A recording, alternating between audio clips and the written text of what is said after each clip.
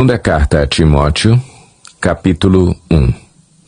Paulo, apóstolo de Cristo Jesus pela vontade de Deus, segundo a promessa da vida que está em Cristo Jesus, a Timóteo, meu amado filho, graça, misericórdia e paz da parte de Deus Pai e de Cristo Jesus, nosso Senhor. Dou graças a Deus, a quem sirvo com a consciência limpa, como o serviram os meus antepassados, ao lembrar-me constantemente de você, noite e dia, em minhas orações. Lembro-me das suas lágrimas, e desejo muito vê-lo, para que a minha alegria seja completa. Recordo-me da sua fé não fingida, que primeiro habitou em sua avó Loide e em sua mãe Eunice, e estou convencido de que também habita em você. Por essa razão, torno a lembrar-lhe que mantenha viva a chama do dom de Deus que está em você, mediante a imposição das minhas mãos. Pois Deus não nos deu espírito de covardia, mas de poder, de amor e de equilíbrio. Portanto, não se envergonhe de testemunhar do Senhor, nem de mim, que sou prisioneiro dele.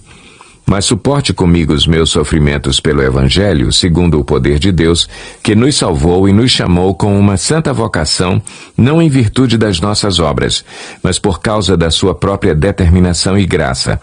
Esta graça nos foi dada em Cristo Jesus desde os tempos eternos, sendo agora revelada pela manifestação de nosso Salvador, Cristo Jesus. Ele tornou inoperante a morte e trouxe à luz a vida e a imortalidade por meio do Evangelho. Deste Evangelho fui constituído pregador, apóstolo e mestre. Por essa causa também sofro, mas não me envergonho, porque sei em quem tenho crido e estou bem certo de que Ele é poderoso para guardar o que lhe confiei até aquele dia. Retenha com fé e amor em Cristo Jesus o modelo da sã doutrina que você ouviu de mim.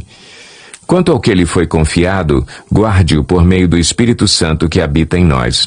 Você sabe que todos os da província da Ásia me abandonaram, inclusive Fígelo e Hermógenes. O Senhor conceda misericórdia à casa de Onesíforo, porque muitas vezes ele me reanimou e não se envergonhou por eu estar preso. Ao contrário, quando chegou a Roma, procurou-me diligentemente até me encontrar. Conceda-lhe o Senhor que, naquele dia, encontre misericórdia da parte do Senhor.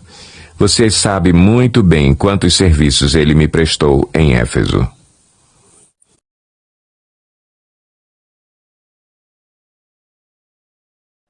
Segunda Timóteo, capítulo 2. Portanto, você, meu filho, fortifique-se na graça que há em Cristo Jesus. E as palavras que me ouviu dizer na presença de muitas testemunhas, confie-as a homens fiéis que sejam também capazes de ensinar outros. Suporte comigo os meus sofrimentos como bom soldado de Cristo Jesus. Nenhum soldado se deixa envolver pelos negócios da vida civil, já que deseja agradar aquele que o alistou. Semelhantemente, nenhum atleta é coroado como vencedor, se não competir de acordo com as regras. O lavrador que trabalha arduamente deve ser o primeiro a participar dos frutos da colheita.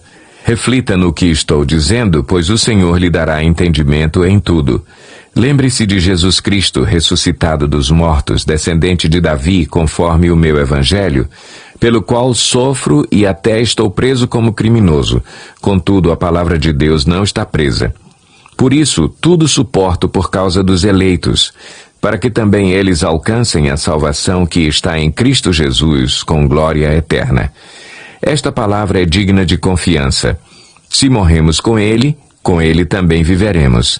Se perseveramos, com ele também reinaremos. Se o negamos, ele também nos negará. Se somos infiéis, ele permanece fiel, pois não pode negar-se a si mesmo.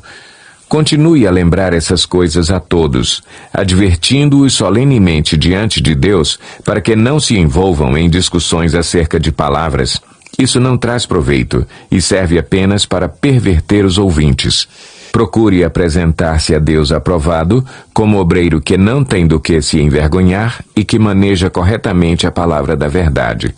Evite as conversas inúteis e profanas, pois os que se dão a isso prosseguem cada vez mais para a impiedade. O ensino deles alastra-se como câncer, entre eles estão Himeneu e Fileto. Estes se desviaram da verdade, dizendo que a ressurreição já aconteceu, e assim alguns pervertem a fé. Entretanto, o firme fundamento de Deus permanece inabalável e selado com esta inscrição: o Senhor conhece quem lhe pertence, e afaste-se da iniquidade todo aquele que confessa o nome do Senhor. Numa grande casa há vasos não apenas de ouro e prata, mas também de madeira e barro. Alguns para fins honrosos, outros para fins desonrosos. Se alguém se purificar dessas coisas, será vaso para a honra, santificado, útil para o Senhor e preparado para toda boa obra. Fuja dos desejos malignos da juventude e siga a justiça, a fé, o amor e a paz com aqueles que, de coração puro, invocam o Senhor. Evite as controvérsias tolas e inúteis, pois você sabe que acabam em brigas. Ao servo do Senhor não convém brigar, mas, sim, ser amável para com todos, apto para ensinar, paciente. Deve corrigir com mansidão os que se lhe opõem, na esperança de que Deus lhes conceda o arrependimento, levando-os ao conhecimento da verdade, para que assim voltem à sobriedade e escapem da armadilha do diabo que os aprisionou para fazerem a sua vontade. 2 Timóteo, capítulo 3. Saiba disto: nos últimos dias sobrevirão tempos terríveis. Os homens serão egoístas, avarentos, presunçosos, arrogantes, blasfemos, desobedientes aos pais, ingratos, ímpios, sem amor pela família, irreconciliáveis, caluniadores, sem domínio próprio, cruéis, inimigos do bem, traidores, precipitados, soberbos, mais amantes dos prazeres do que amigos de Deus, tendo aparência de piedade, mas negando o seu poder. Afaste-se desses também.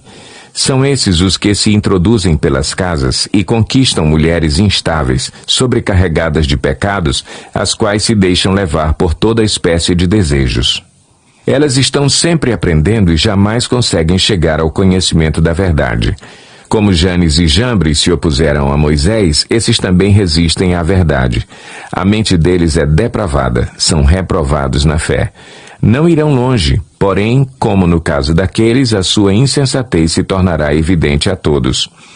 Mas você tem seguido de perto o meu ensino, a minha conduta, o meu propósito, a minha fé, a minha paciência, o meu amor, a minha perseverança, as perseguições e os sofrimentos que enfrentei, coisas que me aconteceram em Antioquia, Icônio e Listra. Quanta perseguição suportei, mas de todas essas coisas o Senhor me livrou.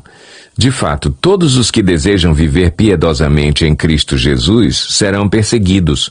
Contudo, os perversos e impostores irão de mal a pior, enganando e sendo enganados.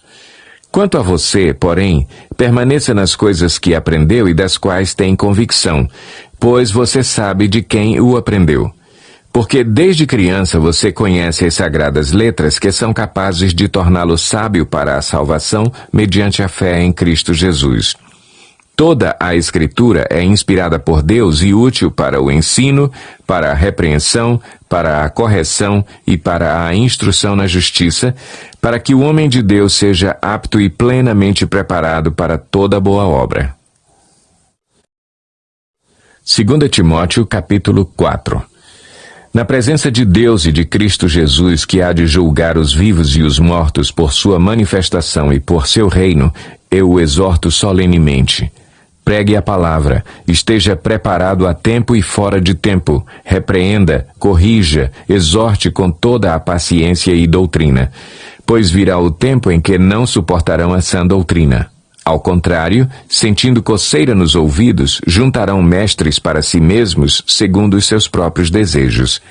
Eles se recusarão a dar ouvidos à verdade, voltando-se para os mitos.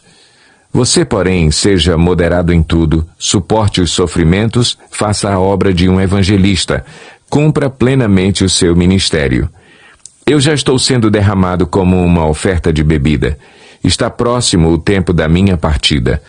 Combati o bom combate, terminei a corrida, guardei a fé.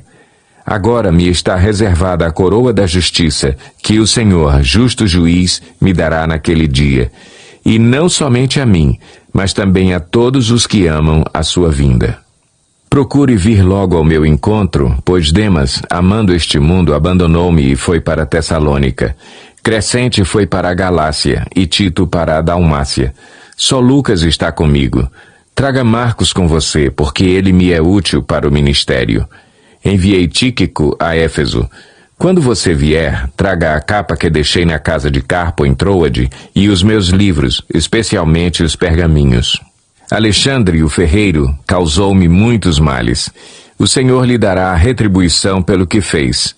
Previna-se contra ele, porque se opôs fortemente às nossas palavras. Na minha primeira defesa, ninguém apareceu para me apoiar. Todos me abandonaram. Que isso não lhe seja cobrado.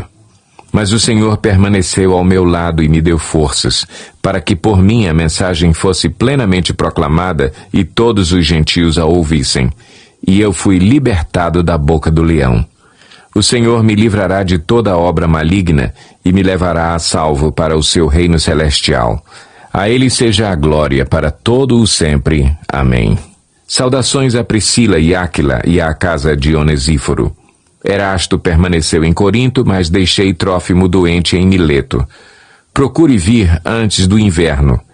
Eubulo, Prudente, Lino, Cláudia e todos os irmãos enviam-lhe saudações. O Senhor seja com o seu espírito. A graça seja com vocês.